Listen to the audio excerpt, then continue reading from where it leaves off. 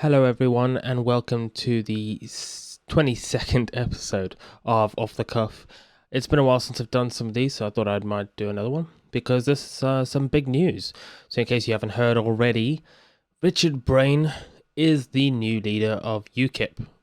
So, right in front of you, there's the results of the leadership election. With Braine won with 53% of the vote. He got 2,935 votes. You got Varcha, he had 20%, 1,134 votes. Walker came third with 14% of the vote at 753 votes.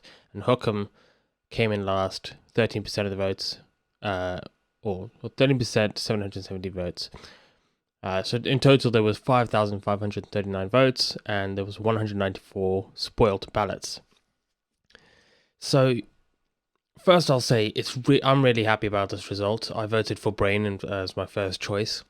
I did actually choose Walker as my second choice. I'll provide those reasons if you want to know them, but right now I'll skip that. So I'm really happy to see Braine has won. I'm really glad to see that they didn't even make it to the second round. At that, there was enough of a vote that Braine just went in off the bat. So I think he's going to be a really good leader. I've spoken to him a few times. He's got some really good ideas. He's very level-headed, and there's something about I've met a lot of people over the last year, and you get a feeling for certain types of people. There's people you speak to and something just doesn't seem right. There's some people who seem like they talk a lot but they don't do much, and there's other people who just seem like when they speak you can tell they believe what they're saying and they will be competent in doing it. And Richard Braine seems like that kind of guy. So I'll just summarize what's kind of happened over the last few days. So right after Richard Braine got elected, he was quick to make his various speeches. I'll share some of the videos in the description. But he said in a tweet, "I'm very honored to become leader of UKIP, the party which turned the world right way up in 2016 and reasserted the principles of nationhood. Thank you to UKIP's wonderful members, not just the heroes of UK independence, but independent thinkers too. Let's save the UK again." And I thought this was a very positive message. Definitely what I want to be seeing from a future leader. He's not focusing on other parties. He's not focusing on where we've come from. He's just focusing on UKIP's potential, which is always, for me, a good thing. And more than that, right after the election, right after he got made leader, he was quick to show up on mainstream media. Now, I personally don't care about mainstream media. I don't want us to get involved with them much. But part of the leaders' roles, as set out in the party rules, is to speak to them. Unfortunately, so he did an interview with BBC, which I'll quickly play their snippet of. The new leader of UKIP says he believes there is still a role for his party post-Brexit. Richard Braine received just over 50% of the votes at the count, which took place at the party's headquarters in Newton Abbot today. The businessman from London says he'd like former party leader Gerard Batten, who failed the vetting process to be a leadership candidate himself, to be his deputy. Perhaps a controversial figure. Certainly he speaks his mind. He doesn't suffer fools, and he won't be told what to think. And certainly, he can be very blunt. But he certainly is a very intelligent man who has a very interesting outlook, and I actually admire him a lot. And so I don't think that the party should be in any way negative about him. He's achieved a lot for the party, and I support him. So naturally, the BBC left out most of the interview there. It was a 9-minute video, the full interview, the unedited version. So I'll share that as well, share a link to that. That's on the UKIP official page. But then I think for me the most important part of what's happened in the last few days is Braine sharing his idea of the future of UKIP. So what he says here is after the, Walker announced Richard Braine's election to leadership, and he shared a message from Richard, which basically said, "Thank you to the UKIP members who voted in this leadership election. I aim to unite the party behind this great tradition of speaking the truth, which others dare not speak. Brexit must be delivered in full with no strings attached, and after Britain regains its rightful independence, UKIP will continue to oppose domestic and foreign efforts to take the UK back into the anti-democratic empire of the EU. UKIP will also campaign against record levels of immigration, which deny British people access to jobs, wages, housing, schools, transport, and healthcare. I am determined to increase UKIP's share in local and parliamentary elections, and once again force the anti-British parties to listen to the British people whom they have ignored for so long. Take courage, UKIP. Grow, prosper, and fight for Britain. So for me, I'd summarize this as he's focusing on free speech first, Brexit second, immigration third, and local elections fourth. Those are his 4 main goals. And for me, those are great goals to be aiming for. Some people might take issue with the fact that he didn't say Brexit first. He said first speaking the truth which others dare not speak. I don't mind. For me, Brexit is being dealt with.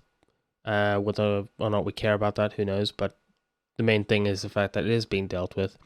And we know that at least we might get we're bound to get Brexit, if not by Conservatives or Tories or whatever, then by the Brexit Party. And if not either of them, UKIP will have a role. And this is what I believe. I believe UKIP needs to have a contingency in place for that. I definitely agree with Richard Braine's idea for free speech, of defending free speech. That's a big deal for me. It's part of the reason I got into politics. Focusing on immigration as well, I think he's on the ball there. I believe that might be the next big issue UKIP focuses on, because there's a big concern for a lot of people. And once we're out of the EU, then yeah, immigration it affects a lot of different things. And I think that's probably something to focus on. For UKIP itself, I definitely fully agree with Richard Braine's 4th point. And frankly, Ben Walker was actually on the right path here with his Go Grassroots campaign. I think Richard Braine might achieve it a bit better. We'll have to see. Maybe they can work together. That would be ideal. But yeah, we definitely need to focus on local and parliamentary elections. For me personally, I say we focus on the branches. So my take really is that UKIP needs to take some time to focus on rebuilding itself and growing its efforts, which means a lot of internal facing development. That means improving the processes and improving efficiency. There'll need to be a lot of revamping of a lot of the guidelines and resources that are provided to branch chairmen. Members need to feel like they're better represented. I think Braine is on the ball with that. He's with some of his ideas for software. But even besides Braine, there is a lot more to be looked for, because we've got a whole lot of potential in UKIP, a lot of good ideas being thrown around, and I think that what we need is a set of infrastructure that will allow members to put forward these ideas and actually get somewhere, for the path to be paved for them to go down. I'm coming up with my own ideas for this, and I think that over the next year, UKIP is going to need to focus on itself to grow. I hope that Braine will be open to these ideas, open to growing from the bottom up and sorting out the top-down control that UKIP has. I do believe that there is some top-down control that is needed, but currently it is an absolute mess. It needs to be sorted out. But I think that if I were to focus on the 4 points that Braine has raised, that is a great path for UKIP to be going down. Whether or not it will be successful, I'm no expert on politics. I can't say whether or not it will be absolutely successful. But I do believe that those are important issues that need to be focused on. Free speech, Brexit, immigration, and local and parliamentary elections. The 4th one, of course, that is mainly focusing on UKIP itself. But we're going to have to deal with these things. And at some point, I'm hoping that I can start to address the future of UKIP and get people to sort of band together under one path, one sort of direction. Not just, I fully would advocate anyone who is in UKIP or considering whether to leave or stay or whatever to just stand behind Richard Braine right now, follow his path, and take the chance to speak to him, message him, whatever. He's a very nice guy to talk to. He's open to listening and he's open to new ideas, and he also doesn't mind criticizing or rejecting ideas, which is an important thing, a very important thing, because if someone just nods and says, yes, that's a great idea, it's a great idea, they're not listening to you. Most likely, they're not listening to you. They're just nodding so that you feel like they're listening. I know this was with a few people I spoke to. Braine responded to, I sent him a document. It was, I think, like 1,500 words. And he took a while, but eventually he responded to me. He said, look, I read through your document. I felt that this needs some improvement. And I'm not sure why you chose that idea, but I think in general, the approach you're taking is the right one. We're going to have to try and change this. We're going to have to talk about it. And he kind of offered genuine criticism, genuine response to what I sent him. And I much prefer that over someone just saying, yes, great idea, go for it. Because I can't do anything with that. Anyway, so I'm really glad to see Richard Braine being the made leader. And I think in terms of the path forward, those 4 policies, focuses that Richard Braine has raised are excellent. I would definitely add in my own of focusing on internal improvements, trying to reform a lot of UKIP's mess that's going on. And I've got my own ideas to do that, and I don't really. For me, it was something I'm going to do, regardless of who is made leader, and regardless of rules. Honestly, because I believe that's what the party needs, and I will find all those who are willing to work with me to grow the party back up to strength. So hopefully, we're going to see some great things from this new leader.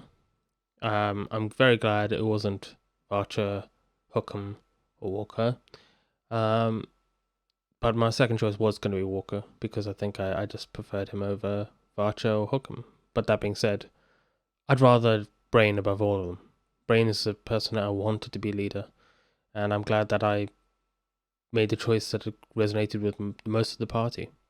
I'm sad to see that there are a few people leaving because they seem to think we're going to be going down the exact same path simply because Batten was made deputy. I don't believe that this is going to be the case. I don't believe that Batten will have as much control or say in the party because he just doesn't want to. He wants to step back for a bit, it's his he spent a long time. And I think that Braine is going to be forging his own new path. He obviously agrees with Batten, but I've spoken to the guy. He doesn't agree with Batten on everything, and he's a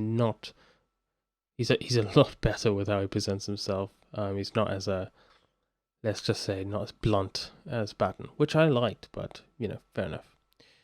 Anyway, so hopefully we'll find out in the coming months what Braine is made of. But I'm glad to see that he's already put himself forward to the media, and yeah, he's already getting up on Twitter and responding to a lot of newer input he's receiving from the public. So yeah, hopefully we'll find out soon. But if you want to find out more about the stuff I'm working on, do leave a comment down below. If you've got any of your own ideas where you want to see UKIP heading, let me know as well. Just leave a comment, please, because I like to hear the ideas the other members and other people have for the party. That's it from me. Till the next episode.